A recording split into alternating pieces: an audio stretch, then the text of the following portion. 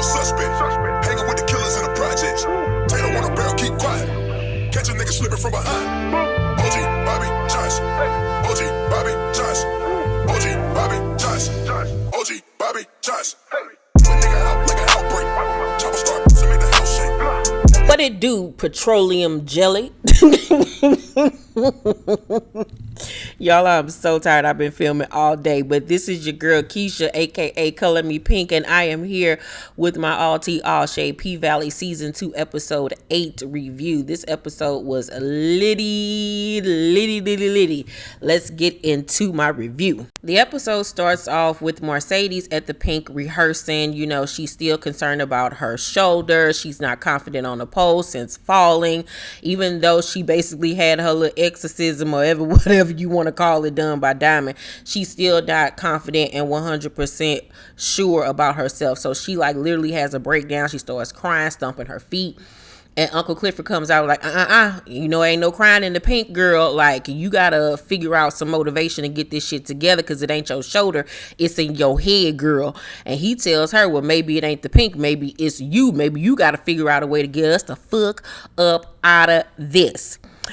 Then we see Cliff at home with a murder, honey, and he is giving him a haircut, and he cuts out murder in the back of his head, and that was really symbolism for later on in the episode. You know, P-Valley likes to really play with symbolism in the show, whether it be through a hairstyle, a song, an outfit, a setting. They always play with symbolism. And even though his name is Lil Murder, the fact that they had that carved in the back of his head in this particular episode was a foreshadowing to what would happen later. Murder all worried about his haircut and hoping that it come out right, and Cliff was like, where you going that you all concerned about how you looking? And he was like, nowhere or whatever. He was like, you is a lying motherfucker. Like, you are the most secretive nigga I've ever seen in my life. He was like, but I'm gonna tell you one thing, who ain't gonna be no secret, me, she, her, because you got me fucked up, been there, done that, we ain't doing it no more, nigga. Like, okay, I done just topped your ass. And he was like, he made a slick comment about it, and Murder was like, there wasn't no like for play shit, like that was some real ass shit. And they get to arguing about, well, who you been with since we, you know, was not talking. And he was like, well, who you been with? And Clifford was like, nah, nigga, who you been with? And he was like, I've been here waiting on your ass. And Murder was like, it don't matter, whoever I was with, at least I was protected. Can you say the same? And Clifford just sit there. He sits there with a fucked up look on his face, because when old dude sucked his dick, he didn't have on no rubber. We don't know if they actually fucked or whatever, but I'm pretty sure they did. But I can't really see Clifford having unprotected sex, but of course he got his dick sucked. But then also, if you paid attention to the look on Uncle Clifford's face when he said it don't matter who I was with, I know I use protection. That was confirmation that when he was out there on the road, he had slept with somebody else. And I've told y'all. If I wasn't so tired, I would have went and found the clip where I told y'all niggas that was going to be something that was going to potentially break them up at the end of this season. When Uncle Clifford finds out everything that involves Big Teak and everything that went down, that's going to bother him. It's going to bother him because it hurt his feelings just to know that Murder was out here fucking somebody else. Imagine when he finds out the extent of him and Big Teak's relationship and everything that happens, because it's going to be a situation where he going to be looking like, this was somebody else that you really cared for, that you had a relationship with, that's on like the same level that I'm on with you. You know, you were fucking this person. You was on the road with this person. And if this person hadn't did what they did, would you even be here with me right now? And the answer 9 times out of 10 would have been no, because you would have still been running from the situation. You know what I'm saying? So that's going to affect them. They're not going to end up together at the end of this season. Too many things happened in the last few episodes, including tonight's episode, for them to end up with each other in the end of this season. Like I told you guys, Uncle Clifford got too much shit going on. And also Lil Murder got too much going on. Uncle Clifford is losing his club. He's constantly arguing and, you know, trying to have control and dominance over the club from Autumn. Then his grandmother is sick, damn near on her deathbed.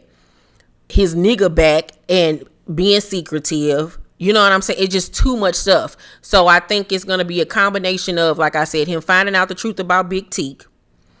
Also, this shit with the Pynk, and then his grandmother dying, is just going to take him overboard. He's not going to be able to mentally handle this shit, and he's going to fucking snap on everybody. Watch what I tell you. And then with the other shit that happened in tonight's episode, that's also going to be a big hindrance on them ending up together. So Uncle Cliff is in his fifis, and he dipped the fuck out. And Lil Murda was like, where you going? He was like, somewhere, nigga. You can't tell me where you going. I ain't telling you where I'm going. Then we see Maine, honey. Maine is back in full effect and looking good than a motherfucker. That nigga was sitting up there on that goddamn bike, bitch, looking like a whole premium prime cup chuck roast. I just wanted to marinate that nigga in some gravy and some mashed potatoes and carrots and ooh, I just want to sop him up with a biscuit, bitch. That nigga looks so motherfucking good with all that body and all that mahogany chocolate ass midnight colored skin. Just beefcakes on beefcakes on beefcakes and muscles on muscles, tats on tats. Baby, if I was Mercedes, bitch, I would have dropped it like it was hot right then and there outside and wouldn't gave a fuck who was watching, bitch. We getting it in, because she was talking all this shit when he was locked up and what she was gonna do. Then when he was in her face, it was, hi, man, girl, your little punk pussy ass. So, they say that they miss each other, and he said that, he really couldn't talk while he was in jail, but he invites her to, his little, basically like a little coming home party, and she was like, I'm gonna see what I can do or whatever, because, she got a lot going on herself, and he was like, I like watching that little thing move, and I was like, girl, if you don't suck his dick, I will. So Keyshawn meets up with Autumn at the little hole in the wall diner that everybody goes to. She lied and told Derek that she had a craving for a bacon, egg, and cheese sandwich or a BLT or something, child, in order to get her battered and bruised ass out the goddamn house. So Autumn is, of course, there sitting waiting on her, and as she's waiting on her order, Keyshawn slips her and the kids' birth certificates, and Autumn is going to take those birth certificates and get them all passports so they can get the fuck out of Dodge. So Keyshawn was like, I'm going to need them back before, he realizes that they're gone. Because, that another motherfucker keeps a hawk eye on her ass. So Autumn tells her how they're going to be able to finagle this shit is she's going to have to come back to the Pynk and headline. And Autumn was like, he not going to let me do that. She was like, girl, you better finagle your way back into that motherfucker. Like, figure it out, bitch. And she was like, just tell him that all the money you make that night will go to him, because he basically like her pimp child. This puss ass nigga. And she was like, but the money that we get from the door, I'm gonna give it to you, and you get the fuck out of Dodge with them kids and never the fuck look back. So Keyshawn was like, okay, like, all right, I'm gonna do it or whatever. So Haley was like, where you going?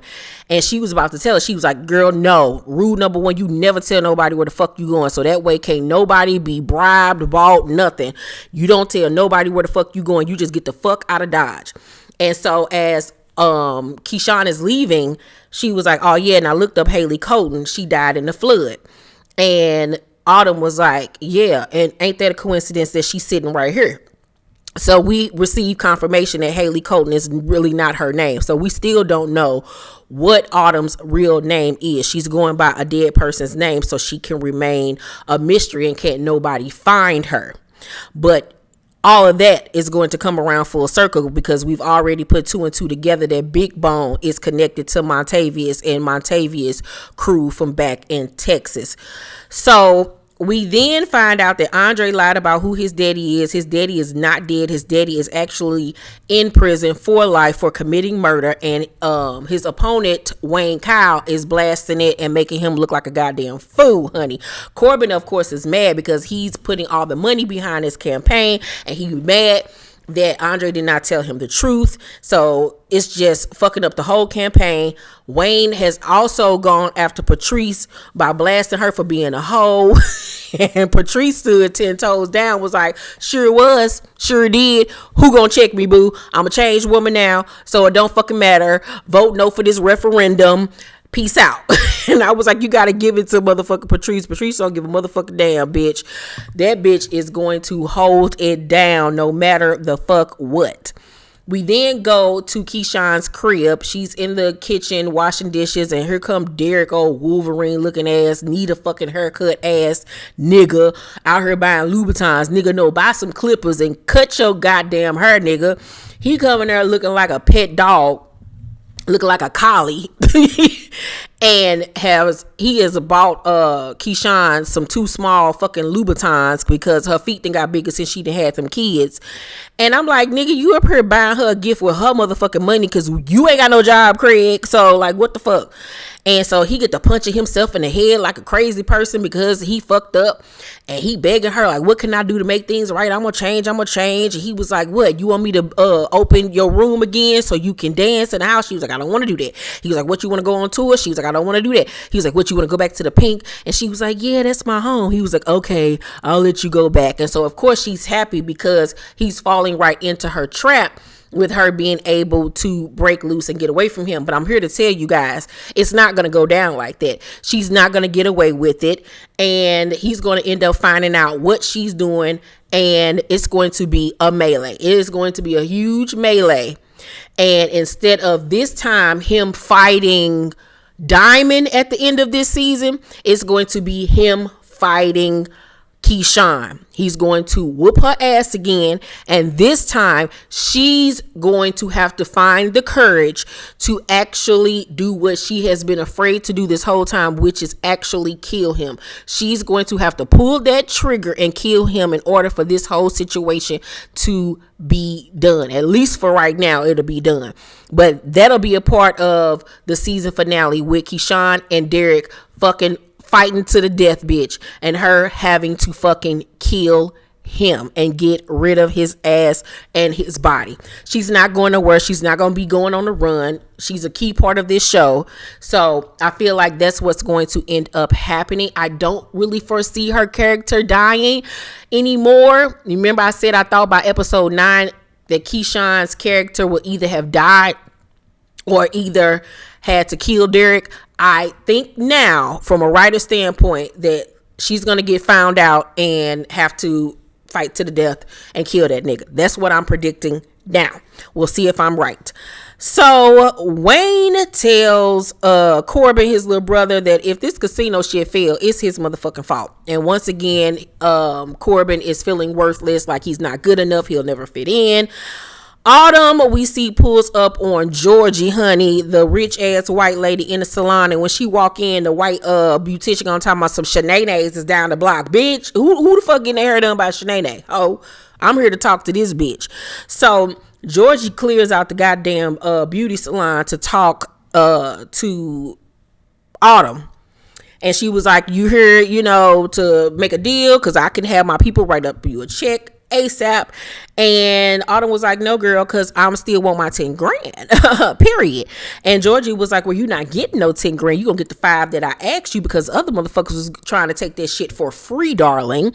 And at the end of the day, if Patrice Woodbine wins, none of us are going to get a casino, but until the next bill can be passed, I can wait that shit out. Can you? No, she cannot. So she tells Autumn that if she walks out of there, the deal is off. Autumn was like, all right, the deal is off. So she has to play hard and bluff to see if she'll be able to win. So we gonna see if she gonna be able to hold on to this shit or end up getting the money. My predictions for this Autumn shit is that she's gonna bluff. What do I think? I don't think that she'll end up getting the money. I think she's going to fuck herself over, because as a writer, I can't see them having her come into money 2 times at the end of the season. So I predict that she won't get the money, that she'll find out who, in fact, Big Bone is and her connection to Montavious, and that part of her life will come back to haunt her. I think that's going to be Autumn's storyline at the end of this season, plus her backing Andre in this campaign. She's going to be a huge part of this campaign next season. And like I told y'all, she's going to end up moving in with Andre. Andre still has to handle his whole divorce situation. So that's going to play a big part in this too as well. So that's my guesstimate for Autumn's story and how her story is going to end this season. So Murder then visits Big Teak's body at the morgue. And, you know, it's a very somber experience for him because it's the day of his funeral. So they're getting his body ready. And Murder then gets on Wody for killing Rome. And he was like, shit, it wasn't going to be you to do it. Like, one of us got to get the fuck up out of here. And if it got to be you, nigga, it need to be you. And he was like, why me though? He was like, shit, because like I said, nigga, one of us got to make it the fuck up out of here. Like, one of us do. And he was like, at the end of the day, that nigga was a rapist and he needs to be taken care of. And I was like, you know what? Wody is a real true motherfucking friend to the goddamn end. Like, that's a person that you can really lean on and call your motherfucking friend. Because he was like, I'm sorry, because when Murder was like, well, you know, you shouldn't have been doing it. Like, you should have told me. He was like, look, dude, it didn't matter. I was going to handle it regardless. And he was like, and why you didn't tell me that you had this sex tape out here? And Murder tried to play it off like he didn't know what the fuck he was talking about. He was like, look, nigga, I know because Keyshawn told me that Rome showed her. And Murder was like, shit, I was 15 years old. I didn't have shit. We was broke. I had to eat. I had to do what I had to do for me and my family. And Wody was like, he couldn't do shit but respect it. But he was like, at the end of the day, I got rid of that motherfucker. So we got confirmation that Wody did get the phone and delete the shit or got rid of it.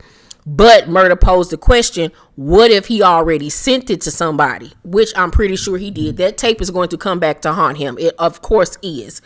And Wody was like, shit, if it do, I'll handle it. Like, it's going to be fucked up if I got to do something else dirty like that, but I'm going to do what I got to do to make sure that your ass succeeds. And I was like, you know what, Wody, you a real one. You a real true motherfucking rider to the motherfucking end, and I fucks with you for that. I fucks with you heavy for that, even though it's fucked up. Now, I can see some shit happening where Wody end up getting locked up behind some shit that got to do with Lil Murder, and he end up taking a rap for him just so he can succeed in the rap industry. Oh, Murder got all the angels around him, child. So then we see Diamond up in a DJ booth with Big Bone booed up and shit. Autumn makes Mercedes practice her routine in front of her, and Mercedes is a clumsy ass mess, child. She looked like Carly Rae dancing on Love and Hip Hop Atlanta. It was a hot diggity damn mess.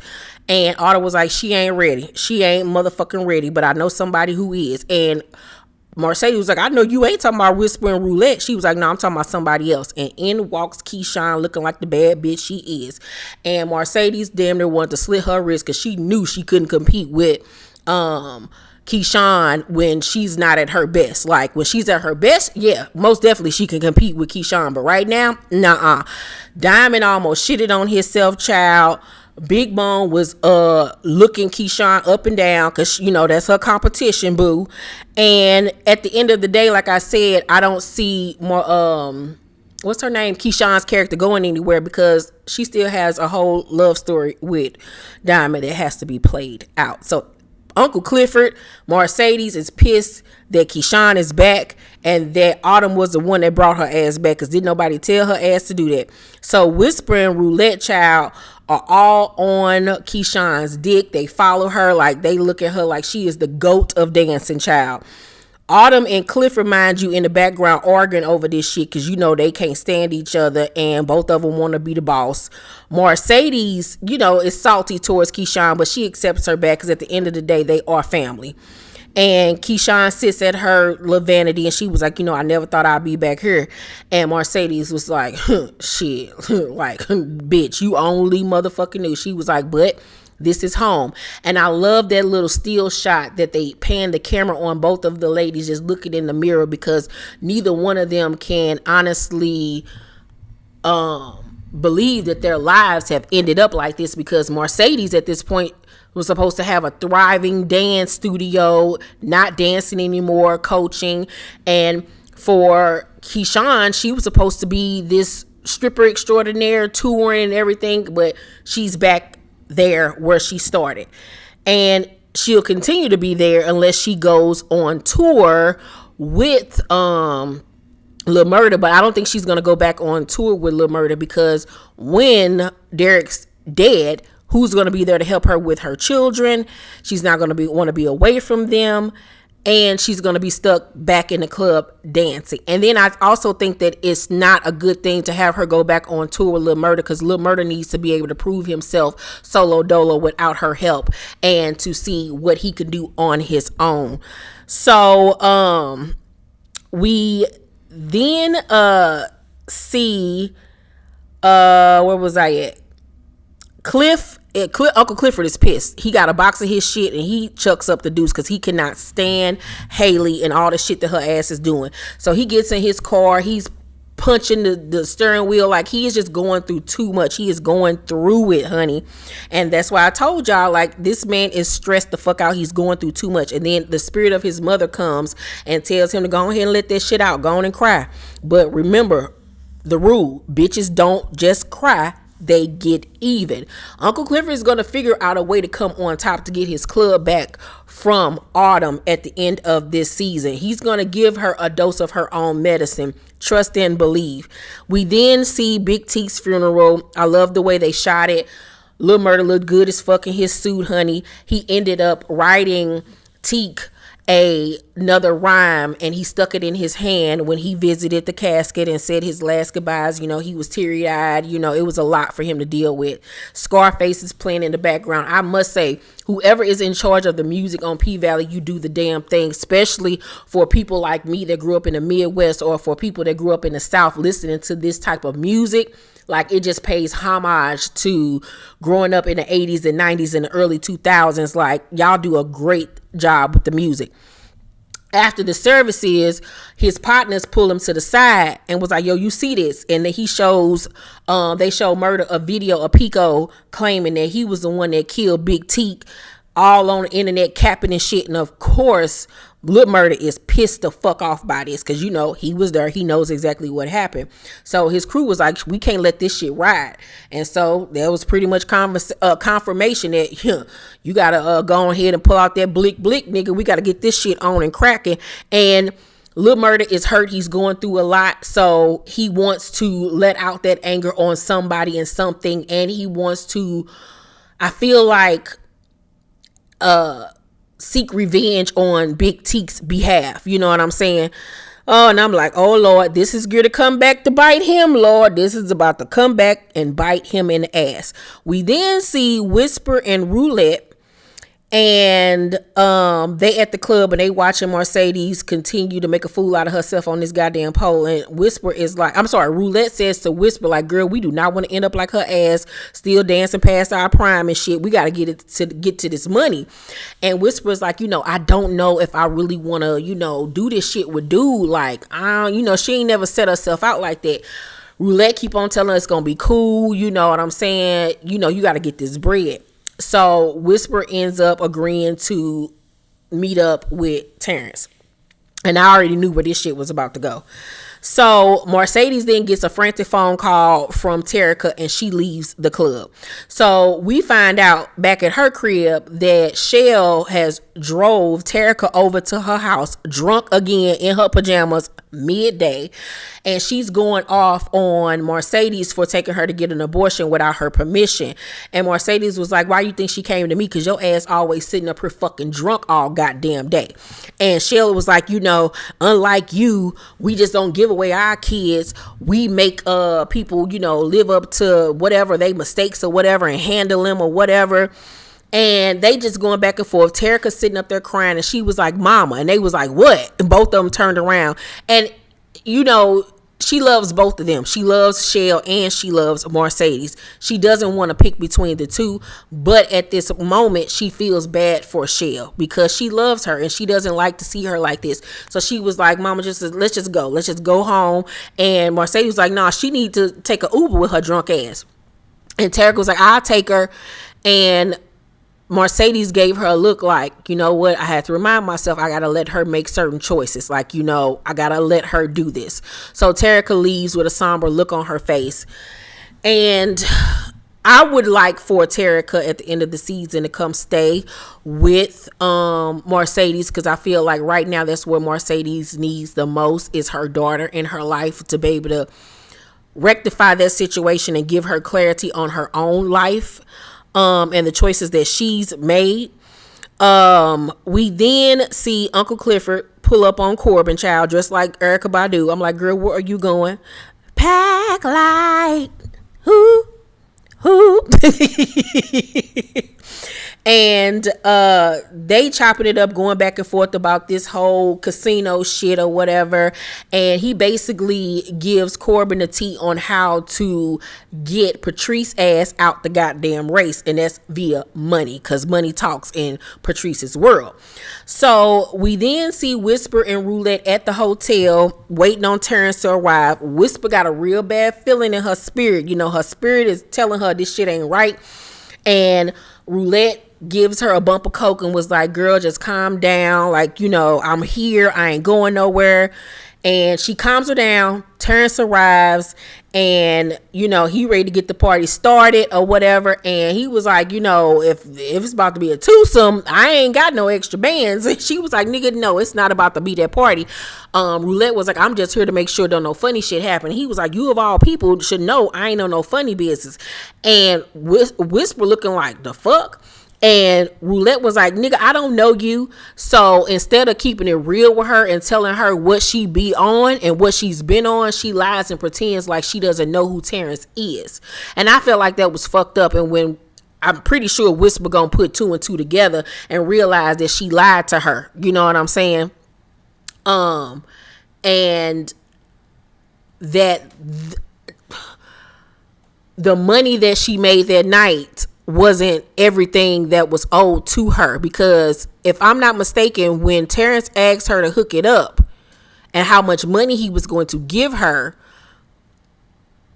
did she end up taking majority of that money? Because that would be the only reason why she would be so invested in it, is if she got a cut. And so I think she shortchanged Whisper, which is even more fucked up considering what ended up happening. So we then see Andre looking over a $10,000 check that Autumn left him after fucking him, child. She treated that nigga just like a little hoe. So she ended up coming by, they drinking and thinking, and he's talking about his daddy and why he don't want to claim his daddy. And she was like, at least you had a daddy. And she was like, she couldn't wait till she turned 18 to get her paperwork to see like who her parents were. So we further find out a little bit more about Autumn and the fact that she was in the foster care system. She doesn't know her parents. I'm guessing maybe she never found out who they were. Maybe that's something that we'll find out later. But she don't got nobody. So that's part of the reason why she's so stone cold and cold-hearted the way that she is. So she ends up having an Oprah aha moment and figuring out how she can help his campaign. So we then see Terrence eating Whisper out. She moaning and groaning. Roulette in the bathroom. Playing fucking candy cane or whatever the fuck that game is. He end up, you know, finishing his business, eating her out or whatever, and he throws the money on the floor and she picks it up and she's counting the money and she realizes that it's not what $1,000. And he was like, if you want 1,000, you're gonna have to do more than that, because you weren't even moaning right. And so she reveals that she was faking orgasm, that he can't even eat pussy, this, that, and the third. That nigga start choking her ass out, child. And Roulette then comes out the bathroom with a gun and holds it up to his head, and she talking shit. And she was like, I know death, motherfucker. Please believe I know death. And she get to clicking the gun, and she clicked the gun to her head, clicks the gun to his head. Both of Terrence and Whisper are begging her to stop. And she ends up telling Whisper to make this motherfucker strip down naked. She makes him get down on his knees, puts the gun in his mouth and start fucking his mouth and make him moan. I was like, you know what, bitch? You's a bad bitch. But your deceitful ass ain't no good, and your ass is good to bring all types of trouble to Chucalissa and her antics is going to end up getting somebody hurt and killed, and she's going to feel like shit when it happens. All of this shit is going to come back on Roulette. Mark what I say. Was the shit dope as hell to see? Was it a bad bitch move? Hell yeah, but this shit gonna come back to haunt her in the end. So they end up running out with his clothes and everything, the money, and get his car, and they steal his car and they ski skirt, and he was like, I'm gonna kill you bitches. Remember that him saying, I'm gonna kill you bitches. That's gonna come back to haunt Lil Mama. So we then see Pico coming out of the corner store. He dap motherfuckers up. On his way back to the crib, he's walking back. It's late night, and he gets a phone call from his daughter, and he was like, I'm on my way home or whatever. And then Lil Murda come up out the motherfucking dark, creeping through the fog on that nigga. And he was like, murder? And he was like, yeah, like I heard you was claiming that you killed Teak. He was like, I ain't had nothing to do with that. I ain't killed that man. And, I was just, stunting or whatever, because motherfuckers been clowning me ever since he beat my ass. And he was like, don't kill me. I got kids. I got another baby on the way. My son. And Lil Murda was like, yeah, Tyson. He was like, yeah, Tyson. Like, you can't take me away from my son. And Lil Murda was like, I tell him you love him at the funeral. And proceeds to shoot that motherfucker up. He dumped so many bullets in that nigga body, it wasn't funny. And so the foreshadowing in the beginning of the episode with them highlighting murder in the back of his head, we really see where he gets the name Lil Murda from, because he is about that life. He is about that, kill a motherfucker, ask questions later type time. Now, my only problem with this scene was when he's walking off. He didn't run. He was walking off. And then you see in the background, Pico's partners rushing over to his body. They ain't see him walking. That part was a little sloppy for me. That was very, very sloppy. We then, and let me clarify why I said this is going to end up haunting. No, I'll save that. So then we see Maine on the crib having this little block party. Mercedes pulls up. He opened her car door for her. He happy to see her and everything. And then he gets word from his people that Pico been shot the fuck up. So he about to dip to go see what happened. And Mercedes stop him like, yo, let them little lokes handle that shit. Like, you just got home, nigga. Sit the fuck down. And so what I foresee happening is that, of course, it's about to be an all-out war. It's about to be a war between Lil Murda them crew and Maine them crew. I feel like somehow, some way, they're going to end up finding out that Lil Murda was the one that killed Pico. If anything, they're going to find out that it was Lil Murda via the rhyme that he was about to spit in the booth at the end of this episode. I feel like he about to be in that booth talking cash shit and saying what he did on that track. And they're going to pin it back on him that he was the one that killed Pico, and it's about to be an all-out motherfucking war. So he ends up staying. Oh, and before I continue, that all-out war, I feel, is what's going to be the thing that makes him get back out on the road and get back to touring, because he'll have to get out of fucking Dodge so his ass don't end up getting murdered. Watch what I say. So Maine ends up staying back at Mercedes' crib. They on the little closed-in porch, and he was like, tell me what you thinking, because he could tell something is wrong with her.